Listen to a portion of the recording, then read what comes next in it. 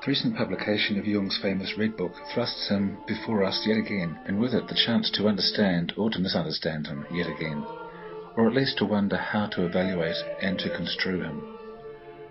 We would like to think that our ideas and beliefs and behaviours are, for the most part, rationally founded, but Freud's discovery of the unconscious mind showed that they depend on non-rational factors. In fact, our rational function accounts for only a small part of our total cognitive motivation. But Jung went further, demonstrating that this unconscious dimension was, just like our physical anatomy, structured by our biological evolution. The very instincts that shape our family, power and spiritual relationships are actually felt, experienced as images and symbols. He called the source of these primordial ways of perceiving archetypes. Without these we couldn't extract a mutually meaningful reality out of the sensory blizzard we exist in. Just as physical relations would be impossible for us were we anatomically unique, so without the commonality of our psyches, the collective unconscious as he called it, we would be cognitively closed off from each other, locked in our own mutually unintelligible solipsistic realities. This unconscious is collective, in the sense that in each of us it has a similar evolved structure, just as our musculature has. Not as a domain of common thoughts, as some New Agers might characterize it. It's a lineage traceable back through our early human beginnings to our mammalian origins. For Jung, recurring formative images and ideas that are encountered in individual dreams and in the collective dreams of cultures, that's myths, originate with these archetypes. Within the economy of the psyche, they act to maintain a self-regulating balance, a sort of homeostasis. In fact, the mark of our age is people cut off from these archetypal roots, with resulting disturbance to the psyche.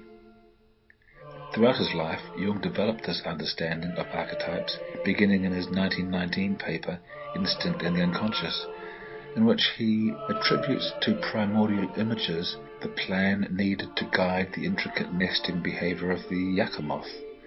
In humans, these are archetypal images. He called them instinct's perception of itself.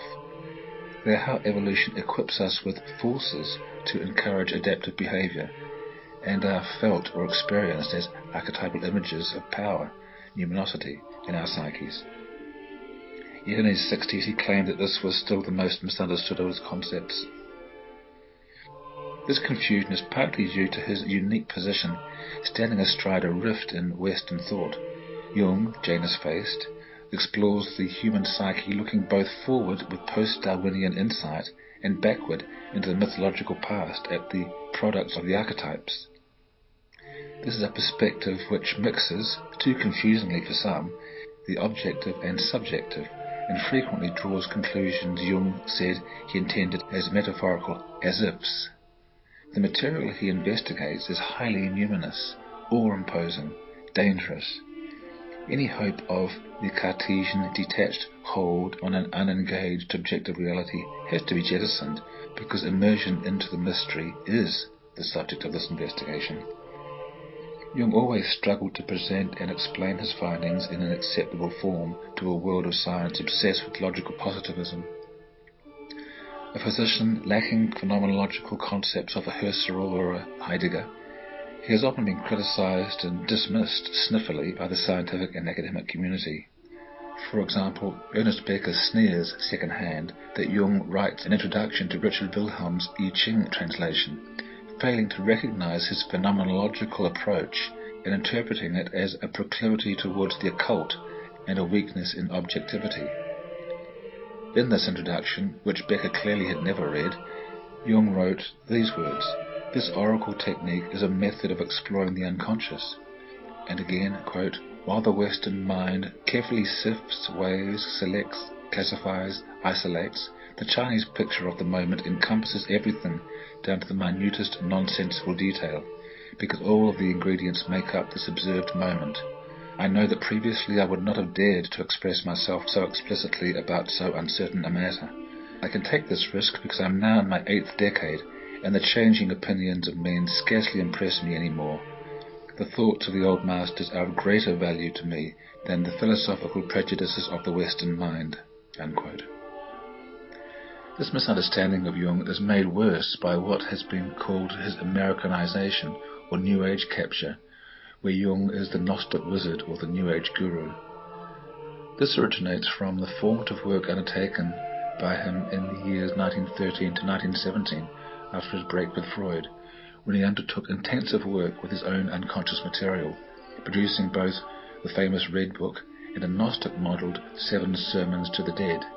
This work taught him about the dynamics of the unconscious in the only mode that it could be learned, first-hand. But it is overstated by many that everything he did after that was built on this material. No, but it did construct his understanding for the psyche. He was very conscious of the correct relationship needed to engage this material. He wrote at the time, quote, "That is one of the great difficulties in experiencing the unconscious, that one identifies with it and becomes a fool.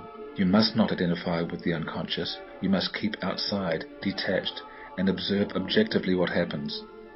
It is exceedingly difficult to accept such a thing, because we are so imbued with the fact that our unconscious is our own, my unconscious, his unconscious, her unconscious, and our prejudice is so strong that we have the greatest trouble disidentifying." This warning is forgotten by the New Age movement, as it is swept away by archetypal currents into the embrace of primordial unconsciousness.